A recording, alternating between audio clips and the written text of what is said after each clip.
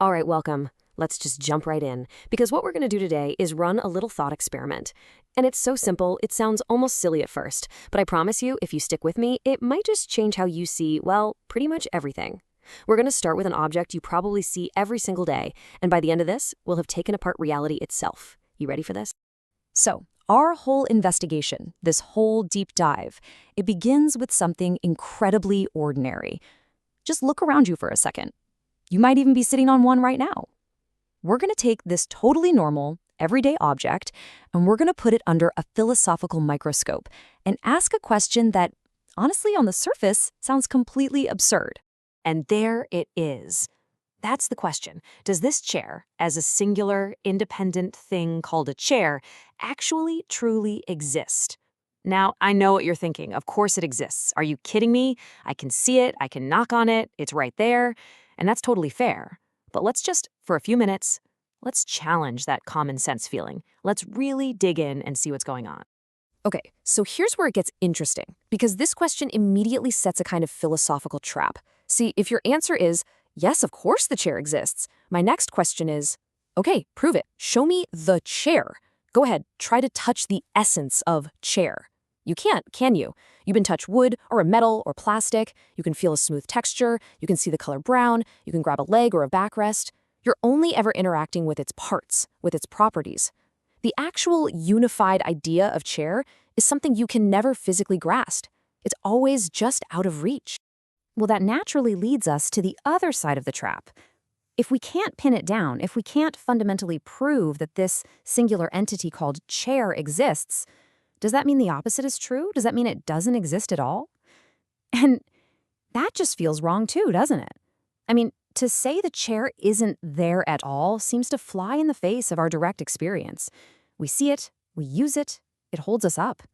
Denying it completely feels just as absurd. And that, right there, is the loop. You see it? We're just stuck bouncing back and forth between two answers, and both of them feel flawed. If we try to find the chair, we have to conclude it doesn't really exist as a whole thing. But the moment we stop looking so hard, our eyes just tell us, yep, there it is. Exists, doesn't exist. Exists, doesn't exist. It's an endless cycle. So, is there a way out? Is there a third option? Well, this is where Buddhist philosophy comes in with a really elegant way to cut right through this puzzle. The concept is called dependent origination, and the core idea is this. Maybe the problem is the question itself. Maybe things don't have to be one or the other, either existing absolutely or not existing at all. Instead, this idea suggests that things manifest. They appear to come into being when all the right causes and conditions are present. Think of it like a wave in the ocean. A wave isn't a static thing. A wave is a happening.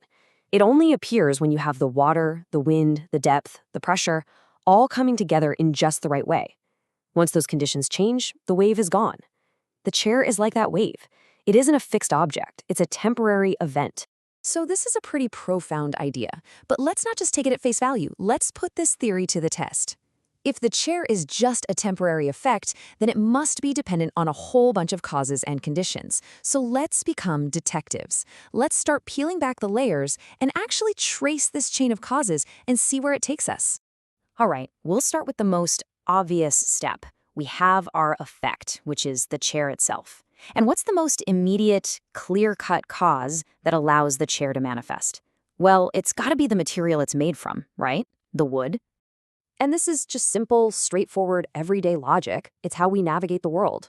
You have the cause, the wood, the nails, someone's labor, and that leads to the effect, the chair. No wood, no chair. Seems totally solid, totally logical. But this is the exact point where our whole investigation is about to take a very, very sharp turn. Okay, get ready for this, because now we are about to perform what our source material calls the great reversal. We're going to take that philosophical microscope that we pointed at the chair, at the effect, and we're going to turn it around and aim it directly at what we just decided was the cause. We have to ask the exact same brutal question we asked before. Does wood exist as some fundamental, absolute, self-contained thing? Or is it, just like the chair, also caught in that same philosophical trap? Can you point to woodness, or do you just find cellulose fibers, a certain grain, a specific color, a particular density? And of course, when we really look, we find that wood is no more a fundamental building block than chair was. It's also just a label for a temporary collection of parts and properties. It seems so solid and real from a distance, but the moment you investigate it, it dissolves into its components, exactly like the chair did. And this is the absolute game changer. The crucial insight is that what we call a cause is really just an effect seen from a different angle. Wood isn't an origin point. Wood is the effect of a tree. A tree is the effect of a seed, soil, water, and sunlight.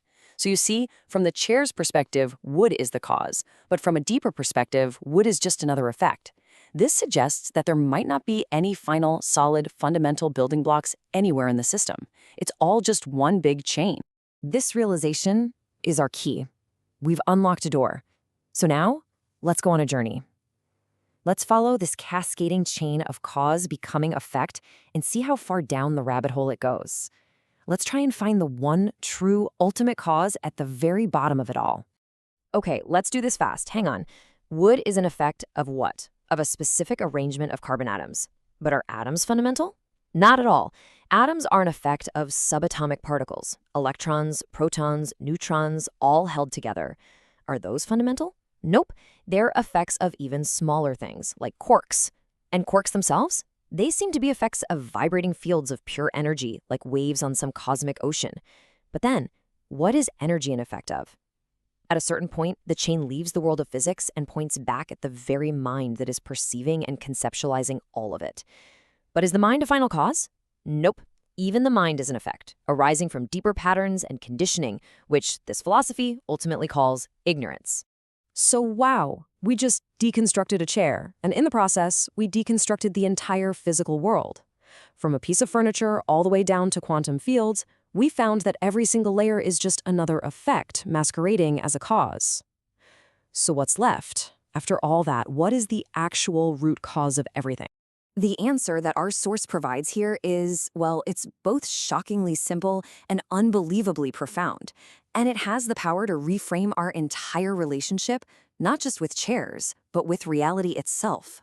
Just take a second and look at this. Let this visual sink in. Every single thing that we can perceive or measure or even think about, from the most solid object in the room to the very thoughts inside our own head, is not a primary fundamental cause. It is, without a single exception, an effect. And here it is, the final reveal. The ultimate cause for this entire, magnificent, complex chain of effects for everything that appears to exist is not a thing at all. It's a condition. It's a state of not knowing. It is our own fundamental ignorance about the true, interconnected, fluid nature of reality. Now, that is a staggering conclusion. Let's be really clear about what it's saying.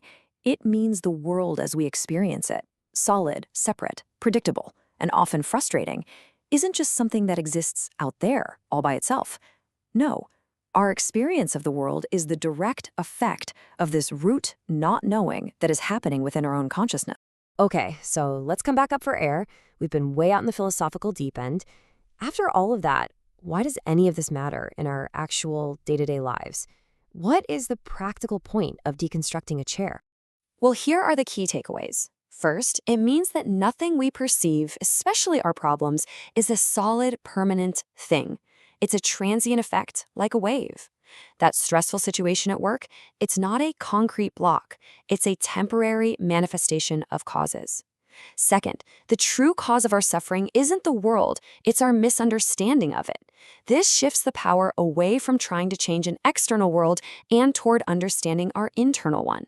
And this leads to the most important point. If you can know the cause, you can change the effect. Understanding this root, not knowing, gives you the power to fundamentally change your entire experience of life.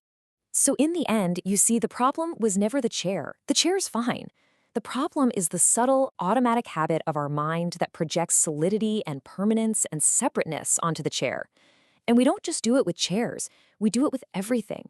We see our anxiety as a solid thing, our career path as a fixed thing, even our own identity as a permanent me. But this way of thinking shows us that all of those are just like the chair. They're temporary effects that arise from causes we can actually investigate and understand. And that leaves us with one final, provocative question to think about. We've just laid out the case that the entire world we perceive is an effect, and we've said that its ultimate root cause is a fundamental not knowing. So, what happens to the world, what happens to our reality, when that ultimate cause, that ignorance, is finally and completely removed? Something to ponder.